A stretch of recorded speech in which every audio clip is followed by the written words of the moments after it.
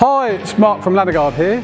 Today we're going to be looking at this fine example of a driveway icon, which is this Volvo 245. I'm going to get to know the owner and we're going to find out more about what's underneath this car, what is the story behind it and his personal connection maybe to it, and walk around it with him and find out more.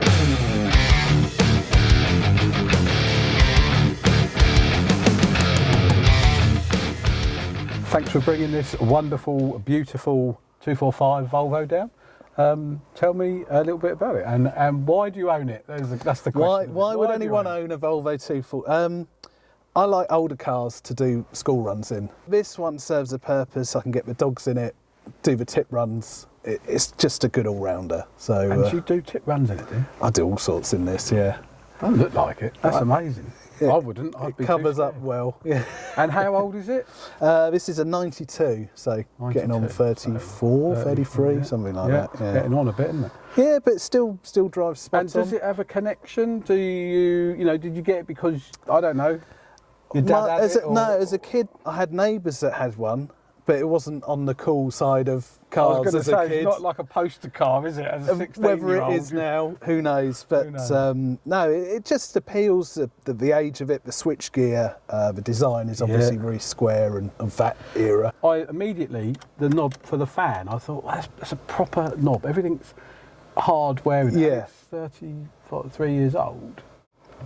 Vanity mirror in the glove box. How cool is this? Actually better than up there. And one of the best views it's probably had.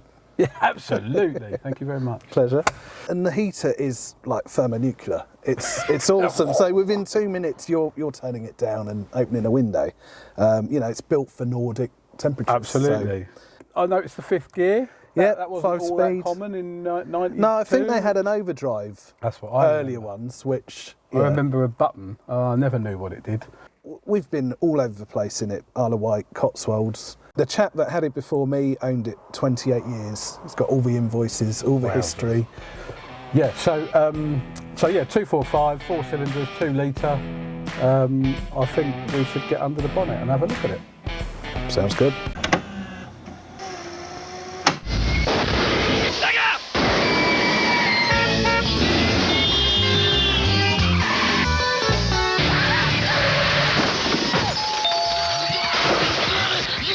So underneath here, I mean, there's a lot, it says a lot to me, but I can remember these. We were talking earlier, we were saying about, I remember these marinised, and they were marinised quite heavily. These, what was the model of the engine? So there's a B200 in this, so the 2 litre 4-pot, a little bit lethargic.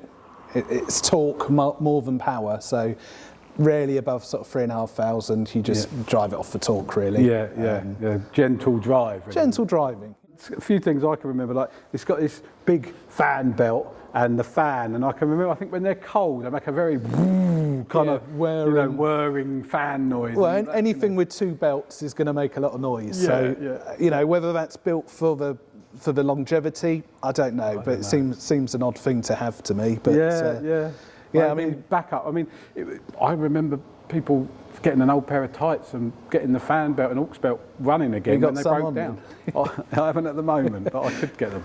But maybe that's it. They got 2 belts for backup. Who knows? You don't want to be, you know, in minus 20 degrees in Sweden outback and with a car that's fast. Someone will know, I'm sure. But who knows? Tell us. Why have they got 2 belts? Anyway, what else is under here? Yeah. So one thing is that, and I mean, it doesn't make a noise. It's a tank. It's a tank, yeah. You could just drive it through a battlefield. And I think we should remind people watching this is 135,000 miles. I don't know what you can see on camera here of the engine or engine bay, but I mean, you know, it's remarkable. There's so little rust. Something on, not the bonnet, but here, that, what a iconic, that's Volvo. I don't remember seeing wipers on headlights on any other vehicle. Yeah, it's quite funny when you put the washers on and you see they just kiss above the bonnet, which makes me smile. But it's stuff like, you know, they build it with getting access to things in mind, so you can take it apart in seconds. Isn't it? Yeah. It's got a distributor. Got a dizzy there.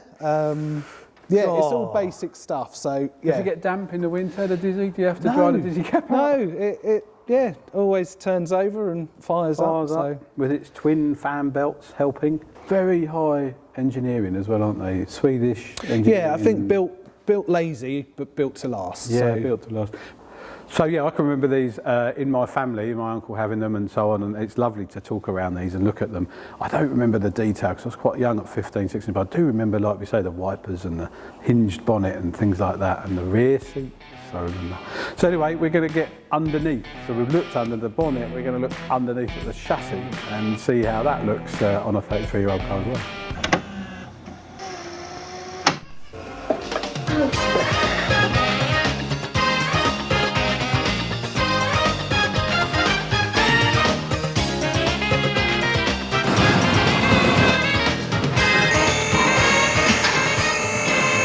Here we are, Simon, underneath your Volvo 245. It's a long time since I've been under one. Maybe you don't go under it. I don't know. It looks like a tank under here. Don't need to often. It's you know, it's had a bit of work, just bushes, bits and bobs, but generally it's driving well. So, yeah. But looking at this, it seems to have very low amounts of rust on it as well. I mean, apart from we were saying like some of the wishbones, but again, they're serious metal though. Yeah, I think it is built, as I say, without costs in mind, more longevity, and maybe the Swedish roads are a bit more rural, so it's got that off-road almost sort of build quality to it. I'm going to get the specs on and have a look a bit more at all the running gear and pipes and stuff. The brake pipes, they're all really good, aren't they? So do you think get in the holes here and... Yeah, I would. I mean, you know, if we're going to put some Lanoguard on it, I'll just go to town on it, get in there, inject it in. And of course, you don't know what's on the inside, do we? That's always the debate. Like, is there anything going on under that? Who knows? You know, I thought they were plastic covers when I first came under it. I thought, oh, we might have to, but they're not. It's a floor. Yeah, and it's a floor. And it sounds sort of hollow. I don't know. I see a little silhouette of a man. Scaramouche, will you do the fandango? So, yeah, just talking about really where does it rust? I mean, you know, you've owned it. How long have you owned it for? Coming up a couple of years now, right. So not long in comparative to its so you've been under it loads. But I've done a few bits, and like you say, you know, the sort of suspension components are getting the worst of it, I think. Yeah. There's a few tiny areas about which you've highlighted. So really it's a case of what method would be best to proceed with it. Yeah. So we're gonna put a bit of rust protection underneath this lovely Volvo, aren't we? So I know you said you've not used this before. Yeah. I obviously have. So just spray, and you want it a real fine mist. So you can adjust that. Yeah, you can adjust it. Yeah. And just, you know, really go for it. Quite a big pull, and just cover everything. And that's what's nice. Once you've prepped it, you know, hopefully you can see the benefit of it not being an air gun is it doesn't pour out. Yeah. But also it goes wherever your wrist goes. Because I've found with other products, it gums up, especially when it's cold, and you end up spending half the time trying to get the thing working. Yeah. So when it drips... That's too much. Right. Exactly that. Got you. And the tendency, unfortunately, is to sort of flood it. And, you know, a little goes a long way. Right. So, we you know, once it's wet, it's done. Once you get going, you know, you get... I find it quite satisfying. Get a rhythm. Yeah, you get a rhythm. And, you know, what I find is you want to do the whole, and then you'll want to come back a few times because you'll always miss bits. Yeah. Like, you know, if you look down through there, you can see... Oh, okay. Yeah. That. So what I find is you walk up that way, you know, spraying, and then you walk back down that way because, you know, like when you drive a road one way and the other, you see different things. So that's what I'd be doing. Place, got a bit of sweet face, and he goes by the name of Ebenezer Good. His friends call him Easer, and he is the main geezer, and he vibe up the place like no other man could. He's refined, he's sublime, he makes you feel fine. They're very much maligned and misunderstood. So, yeah, 1992's in my head, so because that's how old this car is. So what were you doing in 92? Why have you got cars? Well, 92 I was 17, so I just passed my test, was in a Mark III Escort, You can imagine. Well, yeah, I can. I had one of them with an 1100. Yeah, I was at 1100, cheap on the insurance. But it's funny, you see cars sort of, I think we're a similar age, I'm 49 now. Yeah. You see cars of that era coming back into almost retro, fond memories of that period. Yeah. And, were they better times then? Probably, in our heads. Well, I think so. I mean, what was the music scene? Oh, it was all house and garage and Prodigy and all that. Yeah, all that sort of stuff and Pump Up the Jam, festivals and festivals, getting up to all sorts, raves, all sorts going on, weren't there? We've covered the outside. Yeah. You're suggesting there's a method to get within.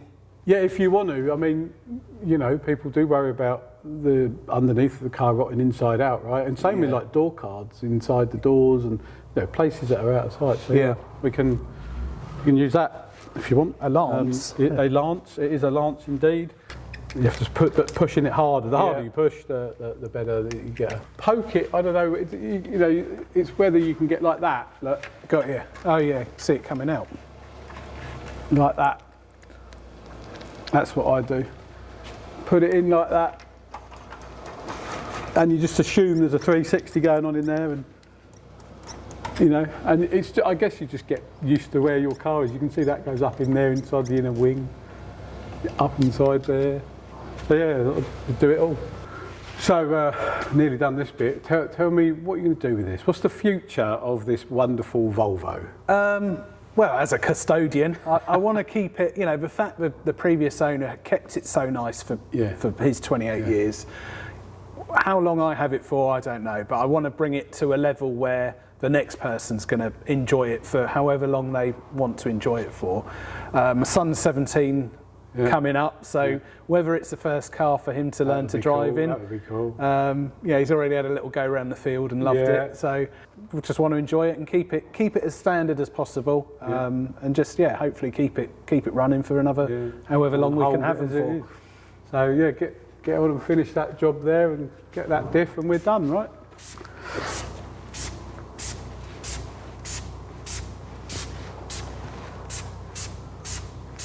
Lovely. Thanks very much, Simon, for bringing in this brilliant example of a Volvo 1992. And what a great driveway icon. If you guys think you've got a driveway icon, would like to share the story with us, then please get in touch and let's get you on camera and get involved. Thanks very much.